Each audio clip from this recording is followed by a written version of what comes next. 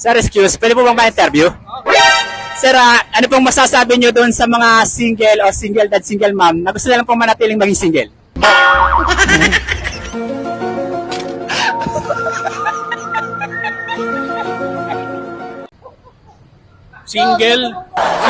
Single mom na gusto nilang manatiling Sa ganung sitwasyon.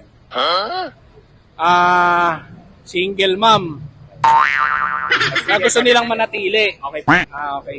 Kaya gumamit na lang sila ng ng pangsarili. Pang sarili. Kasi gusto nila ng single mom manatili eh.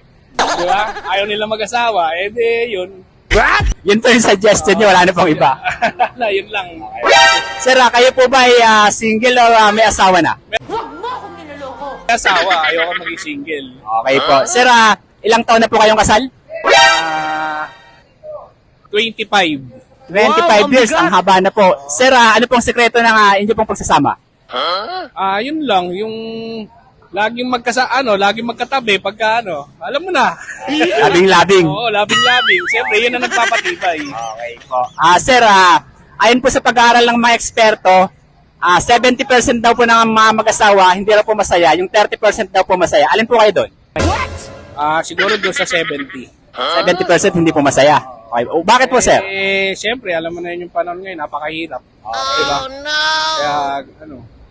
Kaya, minsan, di nagkakasundo sa hindi siya nagkakaunawaan dahil mahirap nga buhay. Sir, 25 years po kayong kasal eh. Paano nyo po napanatili yung ganong kahabang pagsasama na hanggang ngayon nanatili pa rin po kayo?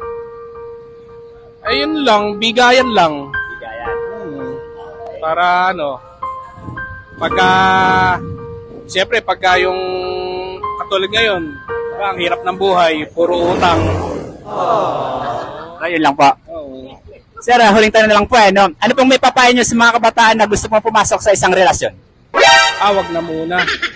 Bakit po? Bagay kasi ngayon, iba na kasi ngayon mga bata pa, may mga relasyon eh.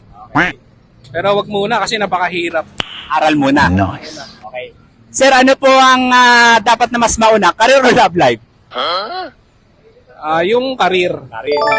Kasi sa hirap po ng buhay ngayon, no? Oo. Okay, sir. Thank you po. Okay, thank you.